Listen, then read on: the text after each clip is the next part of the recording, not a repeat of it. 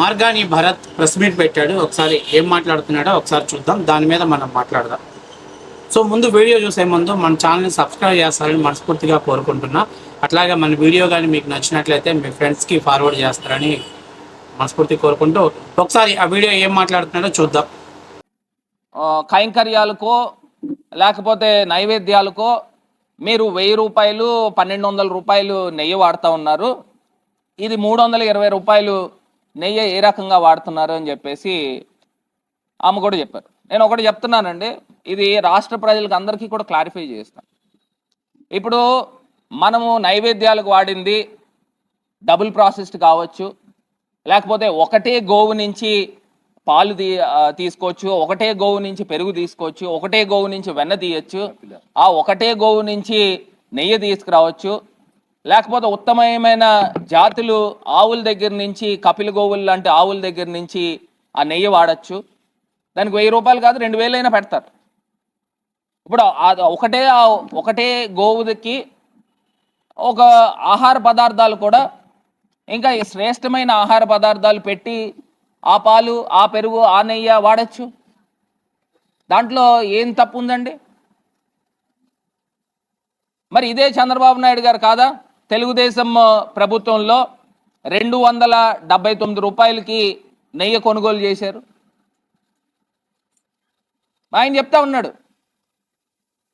ఇప్పుడు మీకు సంబంధించిన ఈనాడు పేపర్లో కేజీ నెయ్యి 1000 రూపాయలు 1500 అని చెప్పేసి మీరు వేసుకుంటా ఉన్నారే, మరి అదే మీ హెరిటేజ్ షాప్లో 1000 రూపాయలకు అమ్ముతున్నారా, 1200కి అమ్ముతున్నారా? అమెజాన్లోకి వెళ్ళి చూస్తే డిస్కౌంట్తో 570 రూపాయలకు దొరుకుతూ ఉంది, 579 ఎంతో. అంటే మీరు తీసుకొచ్చి జంతువుల కొవ్వు వాడి హెరిటేజ్ షాప్లో అమ్ముతున్నారా? ఎట్లాగవుతుంది? సో చూసారు కదా, మొత్తం సూపర్ 6 అని చెప్పి ఒక 6 క్వశ్చన్స్ అడిగాడు. ఏమి అడుగుతాడో చూద్దాం అనుకున్నా. ఏం లేదు, కిందకి మీదకి కిందకి తిప్పి అయ్యే క్వశ్చన్స్ అడిగాడు. సరే, ఇప్పుడు లాస్ట్లో ఒక పాయింట్ చెప్పాడు. స్వామి వారికి వాడేటువంటి నెయ్యి 1300 నుంచి 1500 వరకు ఖర్చు ఉంటుంది. అదే లడ్డూ తయారీలో వాడే నెయ్యి 380 రూపాయలకే 320 రూపాయలకే ఎలా కొనుగోలు చేశారని మీరు అడుగుతున్నారు. స్వామివారికి వాడేటువంటి నెయ్యిలో ఇచ్చేటువంటి ఆవులకి ఆయన భాషలో ఏం చెప్పారంటే ఒక స్పెషల్ దానా అది ప్రొవైడ్ చేసి దాని ద్వారా వచ్చేటువంటి ఒకే గేదె నుంచి వచ్చేటువంటి ఆ యొక్క ఆవు ద్వారా వచ్చేటువంటి పాల ద్వారా పాలు పెరుగు వెన్న ఇవి వాడతామని చెప్పాడు. మరి ఇలాంటి మిడిమిడిమి జ్ఞానం ఉన్నటువంటి పిల్లపిత్రే గారులందరూ ప్రెస్ మీట్లు పెడతారు. వాస్తవానికి స్వామివారికి పూజా కైంకర్యాలకి గాను రోజుకి 60 కేజీల నెయ్యి అవసరం అవుతుంది. అయితే స్వామివారికి ఇచ్చేటువంటి పూజా కైంకర్యాల వాటి నెయ్యి దేశవాళీ ఆవుల నుంచి మాత్రమే ఉపయోగిస్తూ ఉంటారు. దేశవాళీ ఆవుల దగ్గర కిలో వెన్న 1300 నుంచి 1400 2000 వరకు కూడా ఉంటుంది. సో ఆయా ప్రాంతాలను బట్టి ఆ డిమాండ్ని బట్టి ఉంటుంది. దేశవాళీ ఆవులు కూడా అవి కూడా ఏంటనంటే పచ్చిక బయళ్ళని బయటికి వెళ్ళి ఆహారాన్ని భుజించి తీసుకొని వాటి ద్వారా పాల ద్వారా వచ్చినటువంటి వెన్నని స్వామివారికి నైవేద్యంలో స్వామివారి ప్రసాదాలలో వాడటం జరుగుతుంది. అంటే ఇది కేవలం ఒక దేశవాళీ ఆవుని మాత్రమే వాడతారు మీరు. సరే, తిరుపతి లడ్డూలో ఏం వాడతారా అంటే ఆవు నెయ్యి వాడతారు. ఇంకాక ఆవు నెయ్యి అన్నారు కదా, మరి ఇప్పుడు ఆవు నెయ్యి ఇది కూడా ఆవు నెయ్యే కదా అంటారు. ఇంకాకట ఆవు నెయ్యి స్వచ్ఛమైనటువంటి దేశవాళీ ఆవు నెయ్యి వాడతారు. కానీ లడ్డూ తయారీలో హెచ్ఎఫ్ జెర్సీ లాంటి ఆవు నెయ్యి వాడతారు. ఈ ఆవు నెయ్యి అనేది అంటే దేశవాళీ ఆవు నెయ్యి కేవలం ఒక ఆవు కేవలం 4 నుంచి 5 లీటర్ల పాలు ఇస్తుంది. ఇంకా 2 లీటర్లు 3 లీటర్లు తక్కువ ఇచ్చే ఉంటాయి. కానీ చాలా తక్కువ మోతాదులో మాత్రమే ఆ పాలు అనేది ఇవ్వడం జరుగుతుంది. తద్వారా వచ్చినటువంటి వెన్నని స్వామివారి పూజా కైంకర్యాల కోసం వాడతారు. సో దేశవాళీ ఆవు నెయ్యి అనేది చాలా ఖరీదుతో కూడుకున్నటువంటిది. దానిలో చాలా ఉపయోగాలు కూడా ఉన్నాయి. అసలు ఒకప్పుడు భారతదేశం మొత్తంలో కూడా దేశవాళీ ఆవులే ఉన్నాయి. కాలక్రమేణా రావడంతో దేశవాళీ ఆవులు తగ్గిపోయి ఆ ప్లేస్లోకి హెచ్ఎఫ్సి జెర్సీ లాంటి ఆవులు అనేవి ఎంట్రీ అయ్యాయి. వీటి ద్వారా వచ్చేటువంటి నెయ్యిని స్వామి భక్తులకి ఇచ్చేటువంటి లడ్డూ ప్రసాదంలో వాడుతున్నారు. సో అనాదిగా నుంచి వస్తున్నదే ఇదే ఆచారం.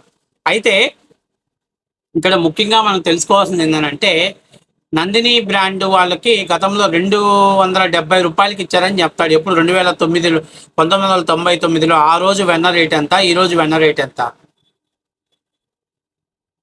అంటే పిచ్చి పిచ్చిగా మాట్లాడి ఏదో ఒక పిచ్చి మాట మాట్లాడి పైన పడేస్తే ప్రజలు పిచ్చోళ్ళ అనుకుంటారు.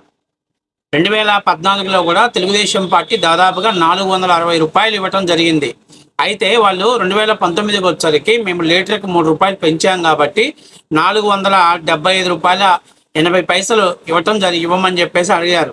అయితే వీళ్ళు ఏం చేశారని అంటే, ఈ యొక్క ఏదైతే ఏఆర్ ఫుడ్స్ వాళ్ళకి కొన్ని కంపెనీలు ఇందులోకి రావటం కోసం జగన్మోహన్ రెడ్డి నిబంధనలన్నింటిని కూడా సడలించడం జరిగింది. ఆ ఏమేమి సడలించారో కూడా మనం చెప్పడం జరిగింది. సో అవన్నీ తెలుసుకొని వాటికి తగ్గట్టుగా నువ్వు మాట్లాడాలి.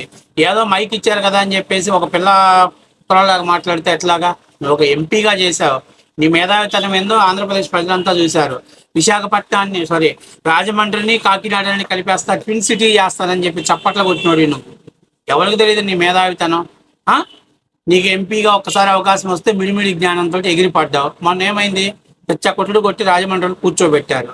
నీకేం తెలుసు అసలు? సూపర్ 6 అన్నావు, 6 క్వశ్చన్లు అడుగుతానన్నావు, 6 క్వశ్చన్లు తిప్పి అయ్యే ఆ లిస్టు రాసి ఇచ్చారు, దాన్ని తీసుకొని చదివావు. నేను ఒకటే మాట నేను అడుగుతున్నా, నేను స్ట్రైట్గా అడుగుతుంది ఏంటంటే, 480 రూపాయలు నందిని బ్రాండ్ వాళ్ళు సప్లై చేస్తున్నప్పుడు 319 రూపాయల 80 పైసలకి ఏఆర్ ఫుడ్స్ వాళ్ళకి ఎలా ఇచ్చారు? వాళ్ళ దగ్గర దేవస్థానానికి కావాల్సినటువంటి నెయ్యిని సప్లై చేయగలిగే సామర్థ్యం ఉందా లేదా వెరిఫికేషన్ చేశారా లేదా? ఇక టీటీడీ స్వయం ప్రతిపత్తి కలిగిన సంస్థ అన్నారు. నేను కూడా ఒప్పుకుంటాను, స్వయం ప్రతిపత్తి కలిగిన సంస్థే అది. కాకపోతే కీలక నిర్ణయాలు వాళ్ళు తీసుకుంటారు. తద్వారా ఏదైనా ఇబ్బందికరమైన పరిస్థితి ఉన్నప్పుడు సీఎం ఆఫీస్ని సంప్రదిస్తారు. అంత మాత్రం చేత వాళ్ళ నిర్ణయాలు తీసుకోరని కాదు.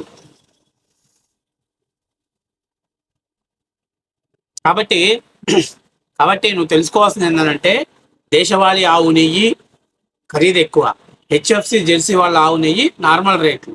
కాబట్టి ముందు వాటికి తేడా తెలుసుకొని, దాని గురించి పూర్తి అవగాహన తెలుసుకొని, సబ్జెక్ట్ తెలుసుకొని మాట్లాడితే బాగుంటుంది. అంతేకాదని చెప్పి ఊరికి ఏదో మీడియా ముందుకు వచ్చేసి నా అంతటోళ్ళు లేరు, నేను పెద్ద మగోడిని, నేను పెద్ద పోటుగాన్ని అని చెప్పేసి నా స్టైల్ చూడు, మోరంపూడి బ్రిడ్జి మీద నా నడక చూడని ఇన్స్టాలో రీల్ చేసుకుంటే సరిపోదమ్మా. ఫస్ట్ ఆఫ్ ఆల్ నేను చెప్పేది ఏంటంటే, నీ భాషలో చెప్తున్నా, దేశవాళీ ఆవుకి మరియు హెచ్ఎఫ్సి జెర్సీ ఆవుల మధ్య తేడా ఏంటి అది తెలుసుకో ఫస్ట్. స్వామి వారికి వాడేటువంటి నెయ్యి దేశవాళీ నెయ్యిని మాత్రమే వాడుతున్నామని వైవి సుబ్బారెడ్డి కూడా చెప్పాడు. కానీ భక్తులకి ఇచ్చేటువంటి దాంట్లో హెచ్ఎఫ్సి జెర్సీ లాంటి ఆవు నెయ్యిని వాడతారు. అయితే నిన్నటానికి ఒక కీలకమైనటువంటి ఒక మాట అనిపిస్తున్నారు.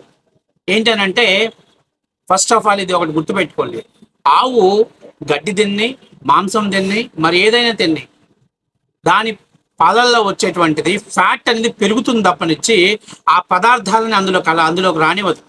అంటే వీళ్ళు చూడండి టాపిక్ని ఎలా డైవర్ట్ చేస్తున్నారు. ఏంటంటే, ఏదైనా గ్రామీణ ప్రాంతాల్లో రైతులు ఎవరైనా ఆవులకి మాంసపు పదార్థాలు పెడతారండి? ఎవరైనా పెడతాడా? ఎవ్వరు కూడా పెట్టాడు. అవాస్తవమైన విషయం. పెద్ద మొత్తంలో కల్తీ జరిగితేనే అందులో ఈ యొక్క యానిమల్ ఫ్యాట్ అనేది ఉంటుంది. అంతేగాని అది జరగకుండా రైతులు పెట్టేటువంటి పదార్థాలు ఎక్కడో ఒక పదార్థంలో ఆ మాంసపుర్తులో మాంసం లాంటిది ఏదైనా పదార్థాన్ని ఆవులు తింటే అది పాలల్లో వచ్చేసి ఇంత పెద్ద ట్యాంకర్ నెయ్యిలో ఆ పదార్థం కలిసింది, ఆ పదార్థమే నమూనాలకు వచ్చేది వైసీపీ వాళ్ళు చెప్తున్నారంటే ప్రజలు పిచ్చోళ్ళు అనుకుంటున్నారా, లేదా ప్రజలు బార్గాని భర్తలంతా ఎర్రి పుష్పాలు అనుకుంటున్నారా? కాబట్టి ఆవుకు ఒక లక్షణం ఉంది. దాన్ని ఏది భుజించినా కూడా పాలల్లో అది రాదు. ఆవు దగ్గర అదొక సపరేట్ అయినటువంటి ప్రక్రియ ఉంది. అదే గేదెకైతే మాంసపు ఆహారాన్ని కానీ తింటే పాలల్లో వెన్న ఫ్యాట్ శాతం ఎక్కువ వస్తుంది. అంతేగాని అందులో మాంసపు దినుసులు లోపలికి వెళ్తాయని కాదు.